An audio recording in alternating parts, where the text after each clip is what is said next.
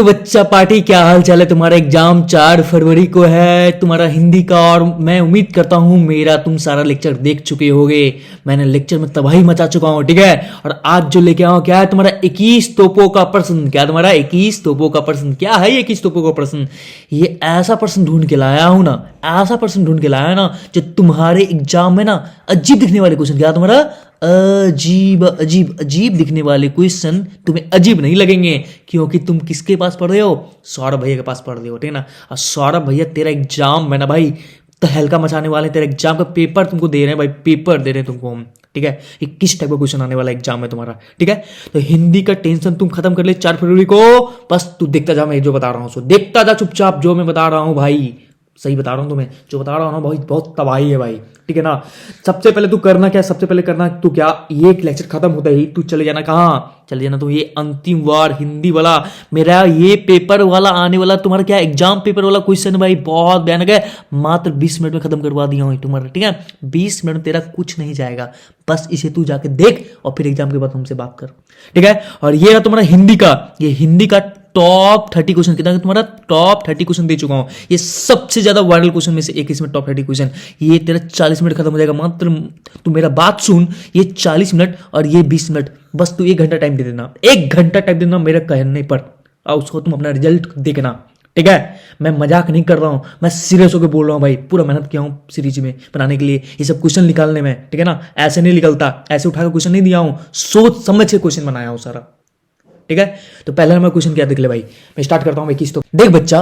परशुराम के क्रोध करने पर लक्ष्मण ने धनुष के टूट जाने के लिए कौन कौन सा तर्क दिए हैं। देख ले बच्चा, परशुराम क्या क्रोध कर रहे हैं, किस पर, लक्ष्मण पर है। लक्ष्मण तर्क दे रहा है भाई, ठीक है। तो देख ले इसको उत्तर क्या होगा। लक्ष्मण ने परशुराम से कहा कि धनुष बहुत पुराना और जर्जरा था, इसलिए राम के छूते ही वह टूट गया, ठीक है। इसमें राम जी का कोई अपराध नहीं है। लक्ष्मण ने तर्क दिया कि टूटी हुई वस्तु पर इतना क्रोध उचित नहीं है परशुराम, ठीक है। उन्होंने कहा कि क्षत्रिय वीर क्रोध नहीं करते बल्कि धैर्य समझदारी दिखाते हैं। इस प्रकार लक्ष्मण के तर्क देकर परशुराम को शांत करने का प्रयास किया, ठीक है ना। समझ में आया कि नहीं आया। कीवर्ड क्या है सर, फटाफट भाई जो मैं लेक्चर बता रहा हूं ना, फिर एक नजर देखना तुम्हारे एग्जाम से पहले। ये जो 21 का क्वेश्चन है, ठीक है, रटने और लिखने मत बैठ जाना, ठीक है, क्योंकि इतना ज्यादा भी इंपॉर्टेंट नहीं है वो। सबसे ज्यादा इंपॉर्टेंट ये सब नो लेक्चर पहले बता दे रहा हूं मैं। ये मत सोचना कि भैया आराम से लेके कॉपी कलम से लिखने बैठ गए, वो नहीं, चुपचाप 1-2 बार देख लेना बस, और कुछ नहीं, ठीक है।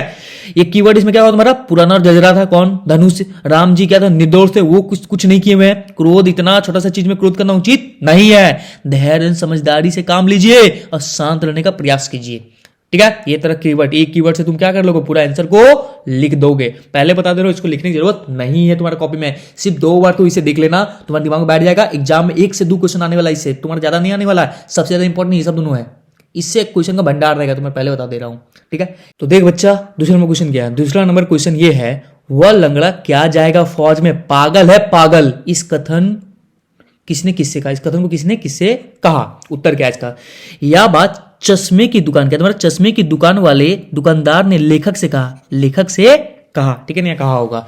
यह बात चश्मे के दुकान वाले दुकानदार ने लेखक से कहा। वह नेताजी की मूर्ति पर चश्मा लगाने वाला एक लड़का का मजाक उड़ा रहे थे। दुकानदार लड़के को पागल समझता था। दुकानदार क्या समझता था, लड़के को पागल, और वह बेकार इंसान है, एकदम बेगारी है, कुछ क्या क्या करते रहता है। इससे पता चलता है कि दुकानदार उससे समझ नहीं पाते, किसको, जो चश्मा लगा रहे नेताजी को, ठीक है ना। ये क्लियर हो गया तुम्हारा क्वेश्चन, ठीक है। आएगा तो टेंशन नहीं लेने का, लिख डालना तुम अच्छे से। अगला क्वेश्चन क्या है तुम्हारा, देख ले भाई। नेताजी का चश्मा पाठ का क्या संदेश है, नेताजी चश्मा का पाठ का संदेश क्या है। इससे क्वेश्चन आ सकता है, संदेश वाला क्वेश्चन एक आ सकता है, उम्मीद लग रहा है मुझे ये। उत्तर क्या है, नेताजी का चश्मा पाठ में हमें देशभक्ति, क्या तुम्हारा देशभक्ति, जिम्मेदारी, संवेदनशीलता का संदेश है।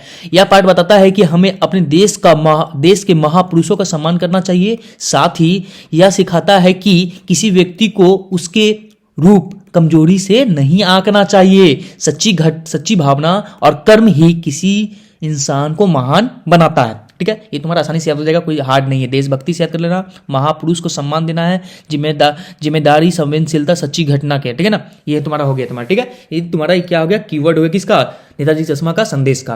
अगला क्वेश्चन देख भाई, चौथा नंबर क्वेश्चन क्या है। चौथा नंबर क्वेश्चन क्या है तुम्हारा, लखनवी अंदाज पाठ का क्या संदेश है। लखनवी अंदाज पाठ में हमें शिष्टाचार, क्या तुम्हारा शिष्टाचार, विनम्रता, क्या तुम्हारा विनम्रता, तहजीब, क्या तुम्हारा तहजीब है ना, तहजीब का संदेश देता है। यह पाठ से पता चलता है कि मीठी भाषा और अच्छे व्यवहार में साधारण बात भी सुंदर बन जाती है। अगर तुम किसी बात को मीठे से बोलोगे, तुम बढ़िया से बोलोगे, अच्छे व्यवहार रखोगे उसमें तुम्हारा, तो तेरा छोटा सा बात भी है ना, छोटा सा बात भी क्या हो, बहुत ही सुंदर बन जाता तुम्हारा। लखनऊ में संस्कृति हमें सिखाती है कि दूसरे से आदर प्यार से बात करनी चाहिए, यही असली सभ्यता है, ठीक है। शिष्टाचार, विनम्रता, तहजीब, मीठी भाषा और अच्छे व्यवहार, इधर कीवर्ड हुआ इस क्वेश्चन का आंसर का, ठीक है। चलो बच्चा और देखते हैं तुम्हारा, कीवर्ड भी दे दे रहे हैं, तुम्हारा आसानी से याद हो जाएगा। पांचवा क्वेश्चन क्या है, नवाब साहब ने खीरा काट कर नमक मिर्च लगाया, फिर सूंघकर खिड़की के बाहर फेंक दिया। उन्होंने ऐसा क्यों किया, यह उसके किस स्वभाव को दिखाता है। तो भाई देख भाई, क्यों फेंक दिया यार, देख ला, खीरा को काटा, सूंघ लिया और फेंक दिया, अजीबो इंसान है यार। नवाब साहब ने खीरा इसलिए फेंक दिया क्योंकि वह अपना खास लखनवी अंदाज दिखाना चाहते थे। अच्छा, फेंक के लखनवी अंदाज दिखाना चाह रहा है। उन्हें खीरा पसंद नहीं आया, इसलिए उन्होंने नखरा दिखाते हुए इसे बाहर फेंक दिया, पसंद नहीं तो फेंक दिया। इसे पता चलता है कि वह दिखावा करने वाला और नखरेबाज स्वभाव के थे। कौन कौन कौन कौन कौन, तुम पता करो भाई, नवाब साहब, ठीक है ना। क्वेश्चन नंबर 6 क्या है तुम्हारा, क्वेश्चन नंबर 6 ये है, मनुष्य के जीवन में आस पड़ोस का क्या महत्व होता है, पर महानगरों में रहने वाले लोग पड़ोस कल्चर, कौन सा कल्चर तुम्हारा, पड़ोस कल्चर से वंचित रहते हैं, इस बारे में आपका क्या विचार है, ठीक है। तब तुम्हें देखोगे तुम्हारा जितने भी शहर है, शहर में भैया पड़ोसी से उतना मतलब नहीं रखता, ठीक है ना। लेकिन हम लोग भैया गांव वाले इंसान ठहरे, गांव वाला इंसान बड़ा मस्त एकदम भाई, अगर सब्जी बने तो 1 कटोरी सब्जी, अगर तुम्हारा घुमा लो ना, 1 कटोरी घुमा लो, कुछ ना तो 1 कटोरी भेजाते हैं, वो भी भेजाते हैं, हम भी भेजाते हैं, बस मस्त चल रहा है दोनों के बीच में, ठीक है। उत्तर क्या होगा, मनुष्य के जीवन में अच्छा पड़ोस बहुत जरूरी होता है, क्योंकि पड़ोसी सुख दुख में सबसे पहले खड़ा होते हैं। गांव और छोटे शहरों में लोग एक दूसरे को जानते हैं और मदद करते हैं, लेकिन लेकिन लेकिन लेकिन लेकिन महानगरों में लोग, महानगर मतलब शहर में लोग अपने काम में इतने व्यस्त रहते हैं कि पड़ोसी के साथ संबंध ही नहीं बना पाते। इससे अपनापन कम हो जाता है। इसलिए हम जहां भी रहें पड़ोसियों से अच्छे संबंध बनाना चाहिए। क्लियर हो गया नहीं क्लियर हो गया सर, क्लियर हो गया। ये क्वेश्चन के आंसर तो खुद लिख दे तुम, क्योंकि तुमको खुद पता होगा ये सब चीज। अब देख ले बच्चा, एक और क्वेश्चन जो बड़ा बढ़िया क्वेश्चन है तुम्हारा से, क्या है, वह कौन सी घटना थी जिसके बारे में सुनकर लेखिका ने अपनी आंखों पर विश्वास ना हुआ ना कानों पर। ऐसा कौन सा घटना हो गया यार जो आंखों से विश्वास ही नहीं कर पा रहा, ना कानों में सुनकर विश्वास कर पा रहा है। देख बच्चा क्या था उसका उत्तर। सो लेखिका को तब अपनी आंखों और कानों विश्वास नहीं हुआ जब उन्हें पता चला कि कॉलेज की प्रिंसिपल ने उनके आंदोलनकारी व्यवहार की शिकायत उनके पिता को बुलाकर किया, ठीक है। लेकिन अन्याय और गलत नियमों के खिलाफ आवाज उठाती थी। कौन, ये तुम्हारी लेखिका। प्रिंसिपल ने इसे अनुशासनहीनता समझा और उनके पिता से शिकायत कर दी, ठीक है। लेखिका बहुत आश्चर्य हुआ क्योंकि वे अपने काम को गलत नहीं मानती थी। उन्हें लगता था कि सच के लिए खड़ा होने पर कोई इन्हें दोषी ठहरा नहीं सकता। इस घटना में उन्हें अंदर से झकझोर दिया, लेकिन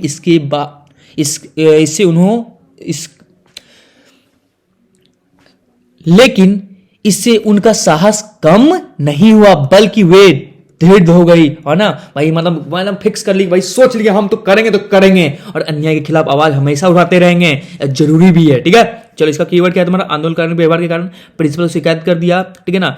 प्रिंसिपल शिकायत कर दिया कि इसको पिता को बुला कर शिकायत कर दिया, आश्चर्य हो गई, दुखी हो गई, अन्याय के खिलाफ आवाज उठाना छोड़ेंगे नहीं, चाहे कुछ भी हो जाए तुम्हारा, ठीक है ना। कुछ भी हो जाए तुम्हारा, अन्याय के खिलाफ आवाज उठाने छोड़ेंगे नहीं, और साहस और ये तुम्हारा क्या दृढ़ता को दिखाता है, ठीक है। अगला क्वेश्चन क्या है तुम्हारा, ये संदेश वाला क्वेश्चन बोल लेते हैं, देख ले भाई संदेश का क्वेश्चन तो उठा के लाए हम।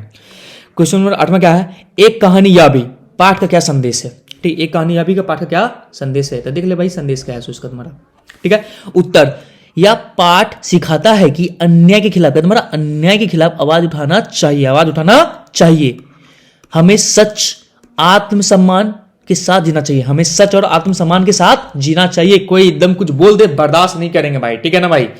दूसरा क्या, लड़कियों को भी स्वतंत्र सोच और बराबरी का अधिकार होना चाहिए, है ना भाई। लड़कियों को भी स्वतंत्र सोच, उसका सोच क्यों बंधी रहेगी भाई, उसको भी सोच को क्या करो, फ्रीडम दो भाई, उसकी बराबरी को अधिकार दो, अधिकार है भाई, वो भी इंसान है ना। दूसरा पॉइंट, संघर्ष जीवन का हिस्सा है, इससे हिम्मत नहीं आना चाहिए। संघर्ष तो जीवन लगा रहेगा, सुख और दुख तो जीवन में लगा ही रहता है यार, उतना मत सोचो, ठीक है ना।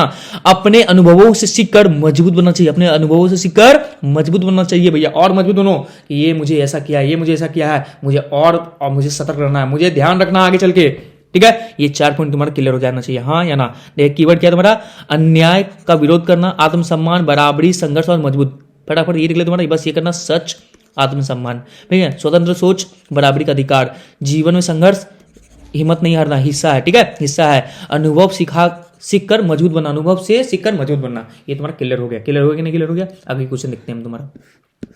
आगे क्या है तुम्हारा, लेखिका के व्यक्तित्व पर किन किन व्यक्तियों को किस रूप में प्रभाव पड़ा। लेखिका के व्यक्ति पर सबसे अधिक प्रभाव उनके पिता पर पड़ा। क्या तुम्हारे पिता का पड़ा, पिता उन्हें स्वतंत्र सोच, साहस और सच बोलने का अधिक शिक्षा दी है। इसके अलावा उनके पति के साथ संबंधों का ने भी उनके जीवन को कठिनाइयों को समझने और मजबूत बनने को सिखा दिया, है ना। किसी साथ, पति के साथ संबंधों का भी, ठीक है।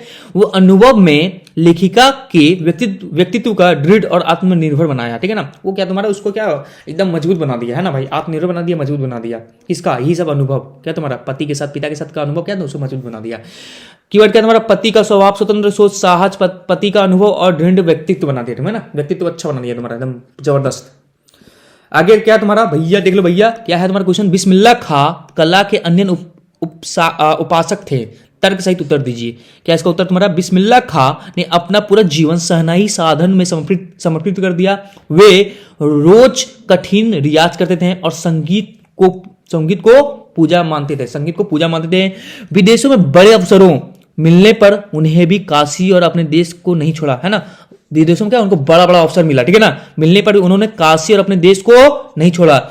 उनके लिए सहनाई इबादत, क्या तुम्हारा इबादत के समान थी, इसलिए वे सच्चे अर्थों से कला के अन्य उपासक थे। कोई दिक्कत नहीं है, ये क्वेश्चन तुम क्लियर हो गया।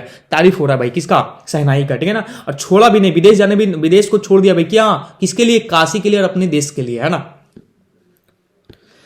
अगला क्वेश्चन क्या है तुम्हारा, अगला क्वेश्चन यही देख ले भाई, यही देख लेते हैं तुम्हारा। ये है तुम्हारा अगला क्वेश्चन, अपने विचार से भोलानाथ अपने साथियों को देखकर सिसकना क्यों भूल जाता है। भोलानाथ अपने साथियों को देखकर सिसकना इसलिए भूल जाता है क्योंकि दोस्तों के साथ अपनापन और खुशी मिलता है। दोस्तों के साथ यार मिलता है यार, मुझे बहुत अच्छा लगता है। मैं जब भी प्रॉब्लम में रहता हूं तो अपने दोस्त के पास चला जाता हूं, हंसी मजाक करता हूं, बस मैं ठीक हो जाता हूं, ठीक है ना। उनका साथ उसके दुख को कम करता है, ठीक है ना। दोस्तों के साथ रहकर तो दुख सच में कम हो जाएगा। खेल हंसी मजाक में वह अपने दुख को भूल जाता है, ठीक है। अब साथियों का प्रेम उसे हिम्मत देता है, साथियों को प्रेम उसे क्या तुम्हारा हिम्मत देता है। किसको, भोलानाथ को, किसको तुम्हारा भोलानाथ को। क्लियर हो गया तुम्हारा 11 नंबर क्वेश्चन कंप्लीट। 12वां नंबर क्वेश्चन कौन सा, देख भाई 12वां नंबर क्वेश्चन कौन सा है। जितेंद्र नार्गे ने लेखिका को सिक्किम की भौगोलिक स्थिति और वहां के जनजीवन के बारे में जो महत्वपूर्ण जानकारी दी उसको अपने शब्द में लिखिए। ये क्वेश्चन हमको बहुत ज्यादा इंपॉर्टेंट लग रहा है, ये तुम्हारा एग्जाम में हमको लगता है दिख जाएगा, ठीक है ना। इसे बढ़िया से देखना भाई, ठीक है। तो क्या है तुम्हारा, हिमालय का सिर्फ क्या करेंगे, सिक्किम का क्या करेंगे हम, तुम्हारा तारीफ करेंगे, क्या तुम्हारा सिक्किम का तारीफ करेंगे। देख भाई कैसे, जितेंद्र नार्गे ने लेखिका को बताया कि सिक्किम पहाड़ों, क्या तुम्हारा सिक्किम पहाड़ों से घिरा हुआ एक सुंदर प्रदेश है, क्या तुम्हारा एक सुंदर प्रदेश है। वहां ऊंचे ऊंचे पर्वत, गहरी घाटियां है तुम्हारा, घाटियां मतलब समझ रहे हो, दो पहाड़ के बीच में तुम्हारा जो गैप होता है ना, जो घाटियां बोलते हैं तुम्हारा। और तेज बहने वाली नदियां, मौसम अधिकतर ठंडा रहता है। रास्ते कठिन होने के कारण वहां यात्रा करना आसान नहीं होता, ठीक है। उन्होंने बताया कि सिक्किम के लोग सरल, मेहनती और मिलनसार होते हैं। उनका जीवन प्रकृति से बहुत करीब है। लोग खेती, पशुपालन, छोटे काम से अपना जीवन चलाते हैं। अलग अलग जातियों और संस्कृतियों के लोग, है ना, अलग अलग जातियों संस्कृतियों के लोग क्या तुम्हारा मिलजुल कर रहते हैं। इस तरह सिक्किम प्राकृतिक सुंदरता और शांत जनजीवन वाला प्रदेश है, ठीक है ना भैया। तो कैसे याद करेंगे, तुम्हारा सिक्किम का पहाड़ों से घिरा हुआ सुंदर प्रदेश है, ऊंचे पर्वत है, गहरी घाटियां हैं और तुम्हारा नदियां भी है, अधिकतर ठंडा वाला एरिया है तुम्हारा। यहाँ पे यात्रा करना संभव आसान नहीं है, ठीक है। यहाँ के लोग सरल रहते, मेहनती रहते, मिलनसार रहते, तुम्हारा प्रकृति से बहुत करीब है, खेती पशुपालन और छोटे काम में अपना जीवन चलाते हैं। जनजातीय संस्कृति के लोग, अलग अलग जनजातीय संस्कृति के लोग मिलकर रहते हैं और यह प्रकृति बहुत सुंदर और शांत जनजीवन वाला प्रदेश है। कौन? सिक्किम। क्लियर हो गया तुम्हारा? आगे देखते हैं तुम्हारा आगे क्या है सर। तो देख रहे बच्चा, आगे क्वेश्चन नंबर क्या है तुम्हारा? 13 क्या है तुम्हारा? प्रकृति में जल संचय की व्यवस्था किस प्रकार की है? प्रकृति ने, ठीक है ना, प्रकृति ने जल संचय की व्यवस्था किस प्रकार की है? भैया नेचर कैसे करता है जल संचय? मतलब जल को क्या करता है? सोखता कैसे है, इकट्ठा कैसे करता है? देख ले बच्चा, उत्तर क्या होगा? प्रकृति ने जल संचय को बहुत सुंदर व्यवस्था की है, बहुत सुंदर व्यवस्था की है। वर्षा का पानी पहाड़ों, जंगलों, मिट्टियों द्वारा सोख लिया जाता है ना, ठीक है। वर्षा पानी को पहाड़ों द्वारा, जंगलों द्वारा और मिट्टी द्वारा सोख लिया जाता है। वह नदियों, झरनों और तालाबों के रूप में जमा रहते हैं। पेड़ पौधे और मिट्टी पानी को बचा कर रखते हैं, हाँ या ना? बिल्कुल, पेड़ पौधे और मिट्टी पानी को बचा कर रखते हैं, जिससे धरती पर जल बना रहता है। धरती पर जल क्या रहता है तुम्हारा? बना रहता है। इस तरह प्रकृति खुद जल को संभाल कर जीवन चलाती है, ठीक है ना भैया। तुम तो संभालोगे नहीं, तुम तो हो खत्म इंसान, पानी बर्बाद करते हो, लेकिन प्रकृति खत्म इंसान नहीं है ना, वो तुम्हें जीना चाहता है और तुम प्रकृति खत्म करना चाहते हो, ऐसा इंसान हो भाई। ध्यान दो भाई पानी पे भी, ठीक है।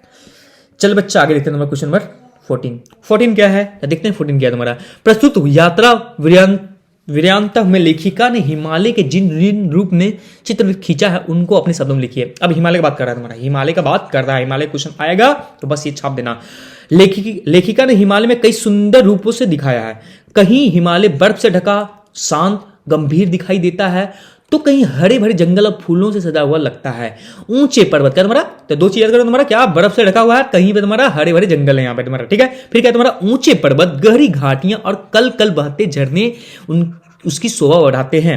बादलों से घिरा हिमालय रहस्यमय और आकर्षक लगता है, ठीक है ना, रहस्यमय और आकर्षक लगता है। लेखिका के अनुसार हिमालय केवल पर्वत नहीं बल्कि जीवान प्रकृति का अद्भुत रूप है। जीवान प्रकृति का, जीता हुआ प्रकृति का अद्भुत रूप है। मन में शांति आनंद देता है, ठीक है ना तुम्हारा। ये हो गया तुम्हारा हिमालय का क्लियर। भाई अगर कुछ ना हुआ ना जीवन में तो हिमालय चल जाना है। शांति वही है भाई, सबसे मजा है ना हिमालय में। ये जाकर करेंगे तपस्या यार, शिव जी को बुलाएंगे, कुछ मांगेंगे शिव जी से अभी यार। 15वां क्वेश्चन क्या है तुम्हारा? झिलमिलाती सितारों पर रोशनी से नहाता गंतोक लेखिका ने किस तरह सम्मोहित कर रहा था? या इसी क्वेश्चन को अलग लिख दे, रात्रिकालीन गंतोक में सौंदर्य के वर्णन को अपने शब्द में करें। मतलब गंतोक के बारे में तारीफ करने बोलेगा तो बस ये क्वेश्चन को आंसर को छाप देना। क्या है आंसर तुम्हारा? रात के समय गंतोक झिलमिलाते सितारों की रोशनी से बहुत सुंदर लगता है तुम्हारा, है ना। सितारों से क्या तुम्हारा? गंतोक क्या तुम्हारा? बहुत ज्यादा सुंदर लगता है। पहाड़ों में बसे रोशनियां, पहाड़ों में ऐसी रोशनियां ऐसे चमक रही थी मानो आसमान के तारे धरती में उतर आए, आसमान के तारे धरती पे उतर आए। चारों ओर शांति, ठंडी हवाएं और चमकती रोशनियां से लेखिका का मन मंत्रमुग्ध हो गया। कुछ ना बोल पाए, मस्त मजा आ गया उनको भाई। यह दृश्य इतना आकर्षक था, इतना सुंदर था, इतना आकर्षक था कि लेखिका उसे देर तक निहारती रही, पूरा देखती रही उसको, ठीक है ना। प्रकृति की सुंदरता ने उसका मन को पूरी तरह बांध लिया, उसके मन को पूरी तरह बांध लिया। ये हो गया तुम्हारा क्या क्वेश्चन का आंसर, ये हो तुम्हारा कीवर्ड, ठीक है। तुम देख लेना अपना अच्छा से एक बार और। हिरोशिमा की घटना विज्ञान का भयानक क्या है यार? हिरोशिमा की घटना विज्ञान का भयानक दुरुपयोग है। इसकी दृष्टि से विज्ञान का दुरुपयोग कहां आपकी दृष्टि से क्या तुम्हारा? आपकी दृष्टि से विज्ञान का दुरुपयोग कहां और किस तरह हुआ है? बताओ भाई, देखते हैं तुम्हारा उत्तर क्या तुम्हारा। देख बच्चा, विज्ञान का दुरुपयोग युद्ध क्या तुम्हारा? युद्ध है ना भाई। युद्ध विनाशकारी हथियार बनाने से हो रहा है भाई। पूरा बना रहे, विज्ञान दिया भाई विकास होने के लिए, है ना भैया। विकास के जगह यहाँ पे क्या कर रहे हैं लोग? एक दूसरे को मार रहे हैं यार, क्या कर रहे हैं? विनाश कर रहे हो, विकास करेगा तुम लोग, जिससे मानवता खत्म होते जा, जिससे मानवता को खत्म होते जा रहा है, खतरा में है मानवता, ठीक है ना।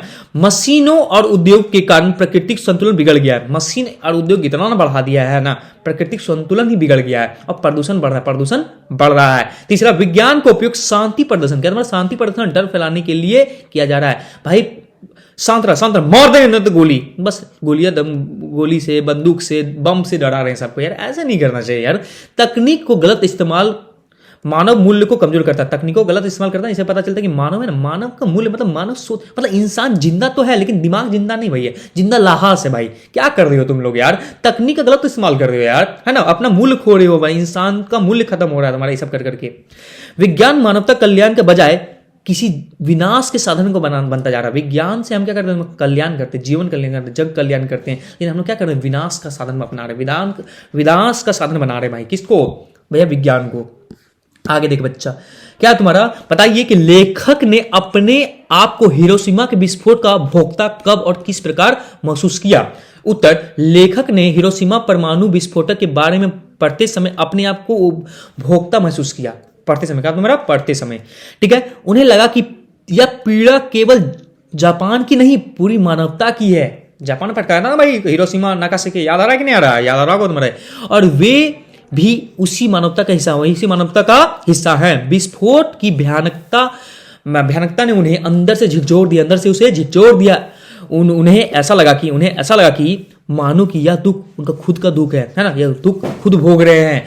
ऐसी गहरी दर्द उनके भीतर से क्या कर दिया, उनके भीतर से लिखने की तीव्र इच्छा जगाई। तीव्र इच्छा को क्या कर दिया तुम्हारा, जगाई, ठीक है ना। अपने आप को क्या मान रहे हैं, अपने आप को दोषी मान रहे हैं। कहाँ विस्फोट हुआ, हिरोशिमा नागासाकी में विस्फोट हुआ उसका, ठीक है ना। बोल रहे हैं हम लोग मानव है नहीं, ये मानवता का कमजोरी है ना, ये मानव इंसान ऐसा कैसे कर सकता है, ठीक है। तो इसमें कीवर्ड तुम याद कर सकते हो, ये तरह कीवर्ड दे दिए हम। क्वेश्चन नंबर 18 क्या है, उसको देखे बच्चा। बिस्मिल्लाह खां के जीवन से जुड़ी उन घटनाओं और व्यक्तियों का उल्लेख करें जिन्होंने उसकी संगीत और साधना को समृद्ध किया है, ठीक है ना। तो भैया तो कुछ बात करते हैं तुम्हारा जीवन की घटनाओं के व्यक्ति का उल्लेख कर, किसी उल्लेख किया तो देख बच्चा। बिस्मिल्लाह खां की संगीत साधना को सबसे अधिक समृद्ध उनके मामा, क्या तुम्हारा मामा कौन थे, उसका मामा अली बसक, क्या तुम्हारा अली बसक ने किया।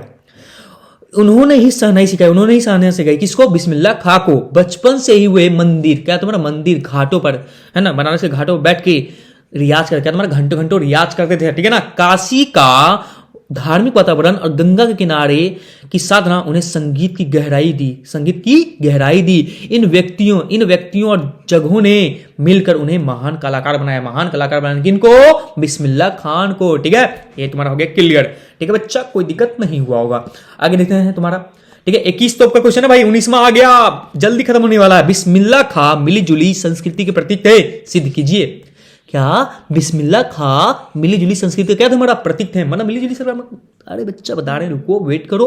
बिस्मिल्लाह खां मुस्लिम होते हुए, क्या था बिस्मिल्लाह खां मुस्लिम होते हुए काशी के मंदिरों में शहनाई बजाते, तुम्हारा मंदिर बुलाया था किनको, बिस्मिल्लाह खां को, है ना मिली जुली संस्कृति। हाँ सर है भैया, है सर भैया, मस्त बोल रहे हैं भैया।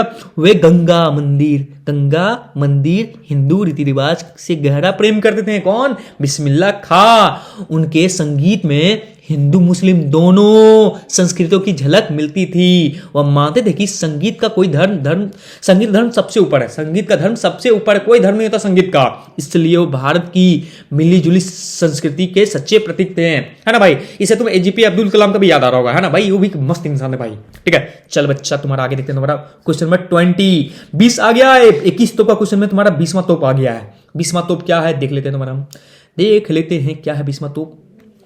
तो 20वां क्वेश्चन क्या है, नौबत खाने में इबादत पाठ में 3 प्रसंगों के आधार पर सिद्ध कीजिए कि बिस्मिल्लाह खां मिली जुली संस्कृति के प्रतीक थे। सेम टू सेम उसको जैसा छाप सकते हो, लेकिन फिर भी हम अलग से बता दे रहे हैं। पहला प्रसंग क्या है तुम्हारा, बिस्मिल्लाह खां मुस्लिम होते हुए भी काशी के मंदिर में शहनाई बजाते थे और इसे इबादत मानते थे। दूसरा प्रसंग क्या है तुम्हारा, उन्हें गंगा और काशी का गहरा प्रेम था, वे इसे अपनी आत्मा का हिस्सा मानते थे, हो गया दूसरा प्रसंग। तीसरा प्रसंग क्या है तुम्हारा, वह मानते थे कि संगीत की कोई धर्म नहीं होती बल्कि सबका होता है संगीत, है ना भाई। ये तीनों प्रसंग से स्पष्ट हो कि हिंदू मुस्लिम संस्कृति को सुंदर मेल है, इसलिए वो मिली जुली संस्कृति के प्रतीक थे। क्लियर हो गया, एक क्वेश्चन का आंसर लिखा गया। अब आते हैं अंतिम क्या है सर, देख ले बच्चा, ये रहता है अंतिम क्वेश्चन, 21वां तोप क्वेश्चन। बिना विचार घटना पात्रों के भी क्या कहानी लिखी जा सकती है। यशपाल के इन विचारों पे आप कहां तक सहमत हैं। देख ले बच्चा, मैं तो सहमत वाला बात कर रहा हूं, ठीक है। मैं यहाँ सहमत लिखा दी, तुम असहमत वाला भी लिख सकते हो, कोई दिक्कत नहीं है, बिल्कुल लिख सकते हो। मैं यशपाल के इस विचार से पूरी तरह सहमत हूं, तुम असहमत भी हो सकते हो, क्योंकि बिना विचार घटना और पात्रों की कहानी नहीं लिखी जा सकती। कहानी का आधार ही विचार, घटना और पात्र होते हैं। विचार कहानी का दिशा देता है, घटना उसे रोचक बनाती है और पात्र कहानी का जीवंत बनाते हैं। मुझे तो अच्छा लगा सहमत वाला ही, इसलिए मैं सहमत लिखा। अगर वे तीनों ना हो तो कहानी केवल शब्दों के समूह बनकर रह जाएगी, हाँ या ना। पाठक को आनंद नहीं मिलेगा, जो पढ़ेगा उसको आनंद नहीं मिलेगा, ना कोई संदेश मिलेगा। इसलिए अच्छी कहानी के लिए विचार, घटना और पात्र बहुत ही जरूरी है। ये रहा तुम्हारा 20वां 21वां क्वेश्चन का तोप खत्म। मैं हूं तुम्हारा सौरभ भैया। कौन है तुम्हारा सौरभ भैया, तुम्हारा एग्जाम बुलडोजर, जो तुम्हारा बुलडोजर चलेगा एग्जाम में भाई, इतना भयंकर चलेगा ना कि तुम्हारा ना भैया सब तहस नहस कर दोगे, तो हम जानते हैं तुम्हें, ठीक है। और तुम्हारा एक चीज बताता हूँ, तुम्हारा ये रहा, तुम्हारा क्या ये रहा तुम्हारा हिंदी का अंतिम वर्ड लेक्चर। देख लेना, अगर यहाँ तक टिके हो, अगर यहाँ तक टिके हो ना भाई तुम टॉपर हो, तुम टॉपर हो अगर यहाँ तक टिके हुए हो तो समझ लो तुम। अब इसके बाद देख लेना ये 30 वाला है ना, इसको मिस नहीं करना है सब दोनों। और तुम्हारा रही बात क्या रहा सर, पत्र, बस पत्र मिलने वाला है, अगर मिल चुका होगा। तुम्हें निबंध मिलने वाला, एग्जाम वाला निबंध दूंगा तुम्हें, ठीक है ना, निबंध मिलने वाला है, विज्ञापन भी एग्जाम वाला मिलने वाला है, और क्या सर, और ग्रामर मतलब व्याकरण भी एग्जाम वाला मिलने वाला है। अगर मिल गया तो बहुत अच्छी बात, और नहीं मिला है तो मिल जाएगा, ठीक है। मैं उस पर भी लगा हुआ हूँ, ठीक है ना, ढूंढ चुका हूँ तुम्हारा क्वेश्चन कौन सा आने वाला है, सो ठीक है, हैक कर चुका हूँ मैं, हैकर हूँ मैं, हैकर, ठीक है ना भाई। भाई लैपटॉप से, इंटरनेट से हैक नहीं करता, किताबों से हैक कर लेता हूँ मैं क्वेश्चन को, ठीक है। बाय बाय, मिलते हैं फिर तुम्हें नेक्स्ट लेक्चर में।